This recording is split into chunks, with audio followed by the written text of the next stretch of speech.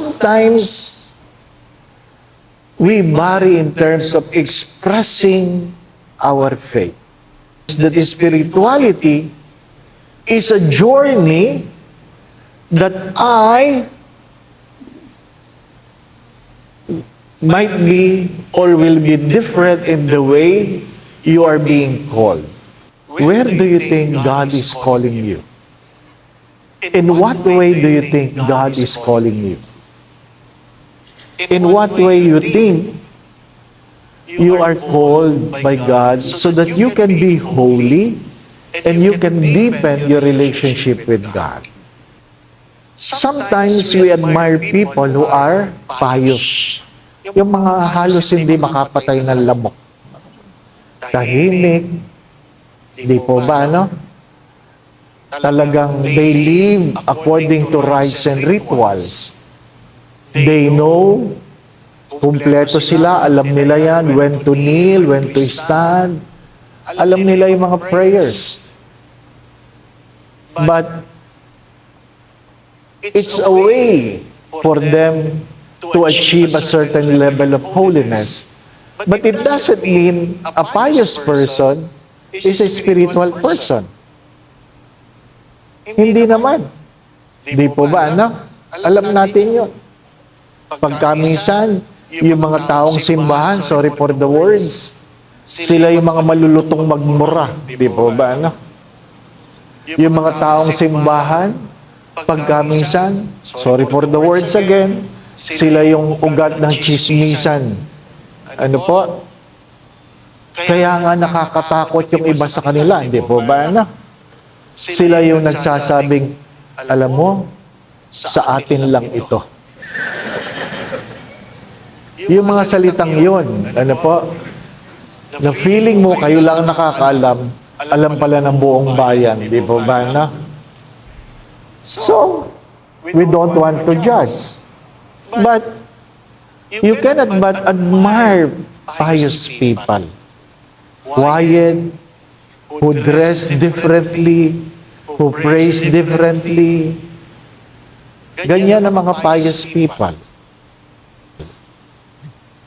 Now, there are people who are religious. Religious. They are not necessarily pious, but they are religious. They involve themselves with so many activities. Magsabi kayo, nandun sila lahat. Ano po? Yan yung mga lahat ng asosasyon sa simbahan, members sila.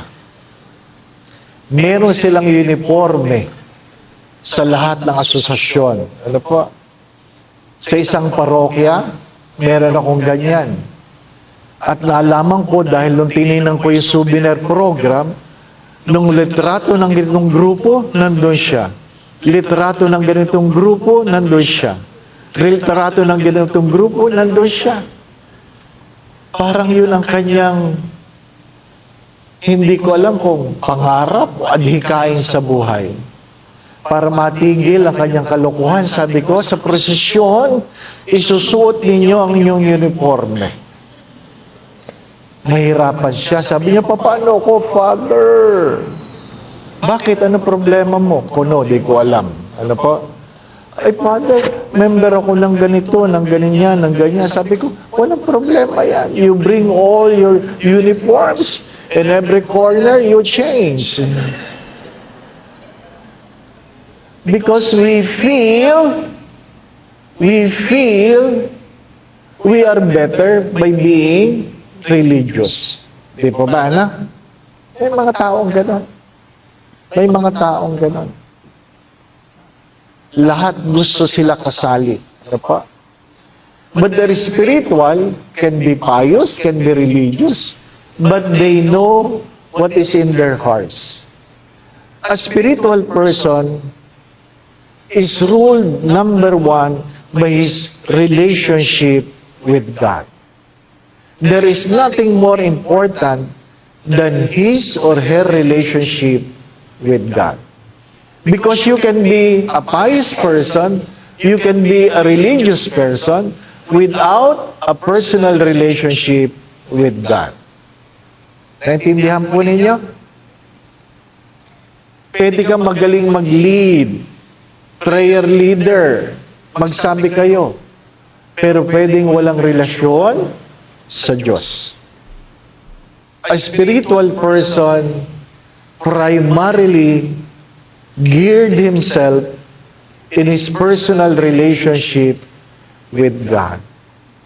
And when we talk about personal relationship with God, it is ruled by obedience.